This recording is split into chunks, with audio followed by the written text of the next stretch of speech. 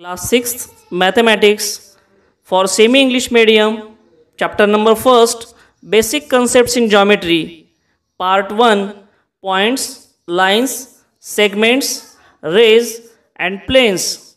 Subscribe the channel and press the bell icon.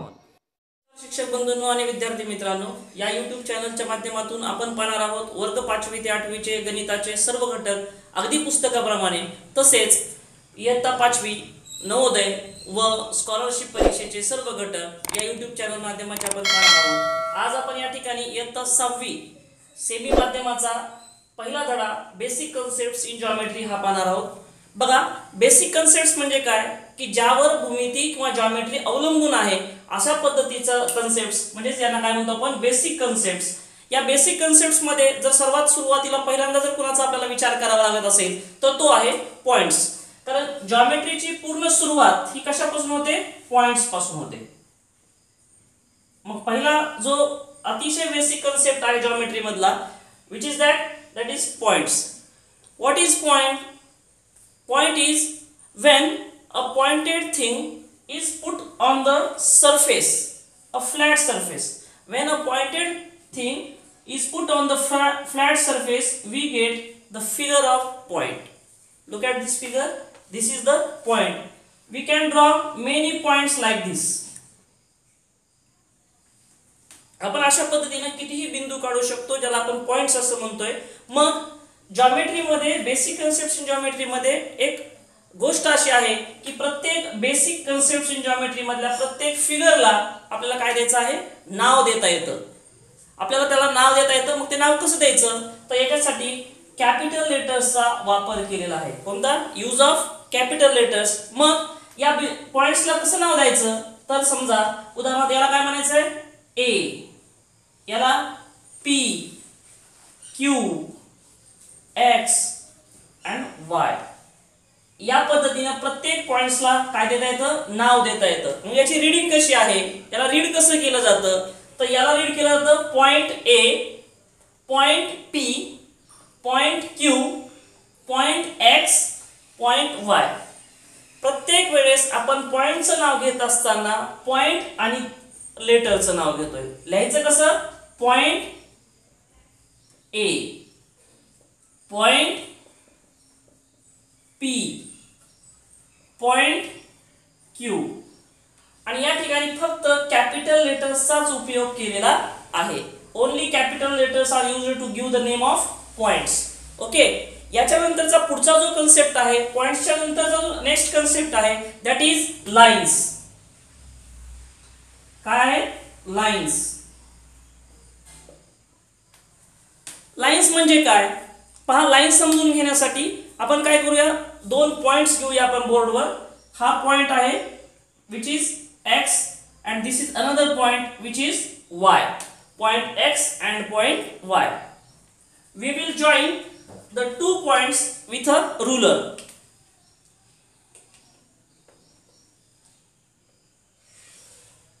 When we join the two points with this ruler, we get this figure. But we have to consider that this figure extends towards y and as well as extends towards x. अर्थ काय? तर x आणि y च्या नंतरही ही figure काय होत जाते? वाढत जाते. But how much? त्याला आपण मराठीमध्ये एक्सटेंड्स अनलिमिटेडली. मराठीमध्ये त्याला काय म्हणतो आपण? अमर्यादपणे वाढते. Towards points y and towards point x. So we have to arrow points towards point y and towards point x. It means that it extends unlimited towards x and it limited unlimited towards y. म्हणजेच ही जी रेषा आहे, जी figure आहे ती x आणि y च्या दिशेने काय होत जाते? अमर्यादपणे वाढत जाते आहे. आणि अशी जी फिगर आपण या ठिकाणी पाहतोय अगदी बोर्डच्या सुद्धा बाहेर जाणार आहे. अशी जी आपण फिगर पाहतोय या फिगरला लाईन्स असं म्हणतात. काय म्हणतात? लाईन्स. आणि लाईन्सला नाव देण्यासाठी सुद्धा आपण टू कॅपिटल लेटर्सचा काय केलेला आहे? वापर केलेला आहे. Then how lines are named. मग लाईनला कशा पद्धतीने नाव द्यायचंय? तर lines are named by 3 types. 3 पद्धतीने लाईन्सला काय दिलं जातं? नाव दिलं जातं. पहिली टाइप आहे, पहा हे समजून घेणं खूप गरजेचं आहे की फिगरच्या अगोदर, फिगरचं नाव घेण्याच्या अगोदर ती फिगर कशाची आहे याचा उल्लेख होणं गरजेचं आहे. फिगर कशाची आहे, लाईनची आहे, म्हणून लाईन म्हणणं अगोदर गरजेचं आहे. Line X Y. What is the name of this line? Line X Y. It is also read as line Y X. म्हणजे दुसरं नाव काय आहे, लाईन वाय एक्स. सलग आणि उलट अशा दोन्ही पद्धतीनं लाईनचं नाव वाचलं जातं. आणखीन एक तिसरी पद्धत आहे लाईनला नाव देण्याची, ते म्हणजे मात्र या ठिकाणी स्मॉल लेटर्सचा यूज करावा लागतो. लाईनच्या एका कोपऱ्यामध्ये जर आपण अशा पद्धतीनं स्मॉल लेटर्स मध्ये लिहिलं, बघा त्या ठिकाणी पॉइंट मात्र निश्चित केलेला नाहीये, लाईनच्या आउटसाइडला आपण नाव दिलेलं आहे. आणि या लाईनला आपल्याला तिसऱ्या पद्धतीनं we have to name this line line M. such like three types we can name the line. या तीन पद्धतीने आपण लाईनला काय देऊ शकतो, नाव देऊ शकतो. लाईन्सच्या नंतर जो तिसरा कन्सेप्ट आपल्याला जॉमेट्री मधला अगदी बेसिक कन्सेप्ट्स मध्ये येतो तो म्हणजे लाईन सेगमेंट. तिसरा जो बेसिक कन्सेप्ट आहे तो कोणता आहे, लाईन सेगमेंट. पहा याचं नावातच नाव, आकृतीचं नाव आहे line segment. Line segment means the segment of line. This is a line and the part of this line means a segment of that line. मग आपण एवढाच पोर्शनचा विचार करणार, कोणत्या, एक्स वाय. मग अशीच सारखं पुन्हा आपण काय करूया, एक्स आणि वाय हे दोन बिंदू निश्चित करू आणि या दोन बिंदूंना जोडून घेऊ.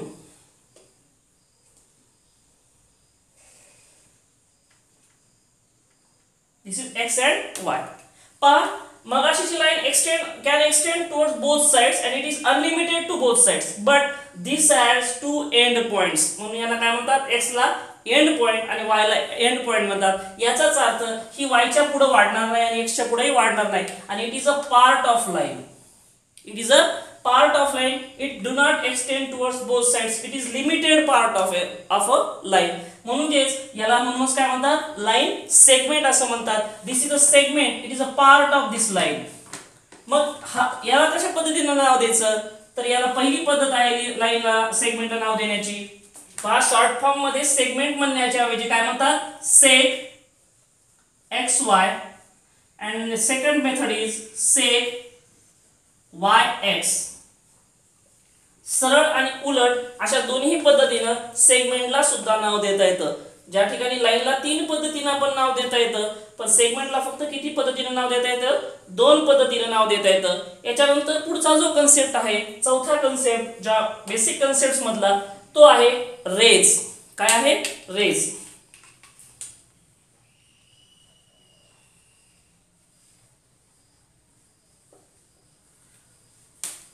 रेज म्हणजे काय, पहा रेज एका ठराविक वस्तूपासून सुरुवात होत असतात, बरोबर आहे. उदाहरणार्थ sun. This is a sun and the rays starts from this sun like this. When we observe this figure, जेव्हा आपण या फिगरकडे पाहतो तेव्हा आपल्या लक्षात येतं की it starts from a thing but goes towards its opposite sides unlimitedly. मात्र तो दुसऱ्या दिशेने कसा जातोय, अनिश्चितपणे अमर्यादपणे वाढत जातोय, अनलिमिटेडली वाढत जातोय. म्हणजेच या ठिकाणी सेगमेंटची फिगर ही लक्षात घ्या, हा सुद्धा it is also part of line. जर आपण लाईनचा विचार केला,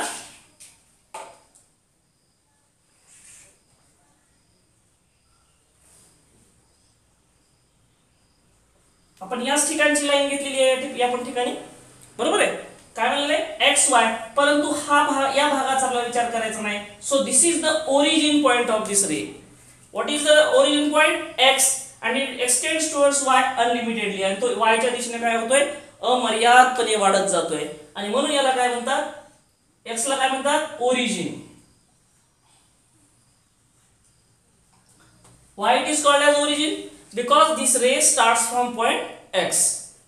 आता मग रेला सुद्धा नेम देता आलं पाहिजे, रेचं सुद्धा नाव लिहिता आलं पाहिजे. Then how is ray named. बघा रेला फक्त एकाच पद्धतीनं नाव देता येतं, त्याला लिहिता येतं रे एक्स वाय.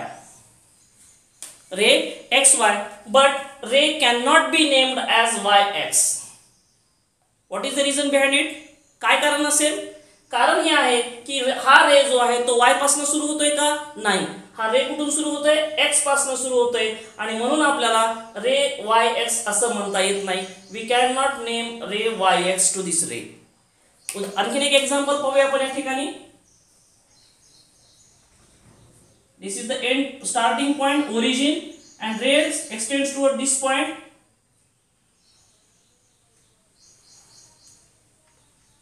पहा, जाणीवपूर्वक अशा पद्धतीने सुद्धा नाव दिलेले असतात आणि आपण सहज म्हणून राहतो what is the ray name of ray, P Q. सलग दोन अक्षर आहेत, आपण म्हणून टाकलं रे पी क्यू, बरोबर. But we have to see the what is the origin of this ray, point Q. The ray starts from point Q, so the right name of this ray will be ray Q P, not the ray P Q. Okay. याच्यानंतरचा पुढचा जो concept आहे महत्वाचा तो आहे planes. Fifth concept, planes. What is a plane? Plane म्हणजे काय तर अ फ्लॅट सरफेस. पहा, this is also a flat surface, this board is also a flat surface, so this is also acts as a plane.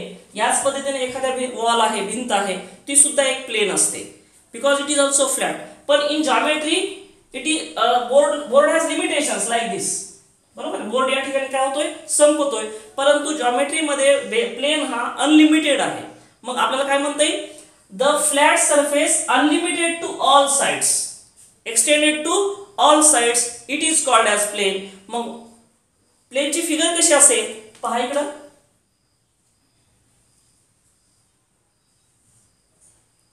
हा limited झाला, बरोबर आहे.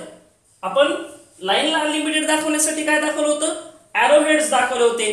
त्याच पद्धतीने प्लेनला सुद्धा अनलिमिटेड दाखवण्यासाठी आपल्याला काय दाखवता येईल, एरो दाखवता येईल. It acts as a flat surface but which extends to all sides or four sides. आणि मग या प्लेनला सुद्धा नाव देता येतं. हे नाव कसं द्यायचं तर प्लेनला नाव देत असताना कॅपिटल अक्षरांचा वापर केला जातो आणि तो रेषेच्या एका कोपऱ्यात प्लेनच्या एका कोपऱ्यात लिहिला जातो लाईक दिस. मग याचं नाव काय आहे, not only T but plane T. नाव काय आहे प्लेनचं, प्लेन टी. कारण नुसतं टी जर म्हणलं तर that will be point, that will be a point or that will be a plane. मग दोन्ही मध्ये नेमकं कुणाचं नाव टी आहे समजणार आहे का, नाही. म्हणून we have to give the name as plane T. याच्यानंतर To watch next, continue to part 2.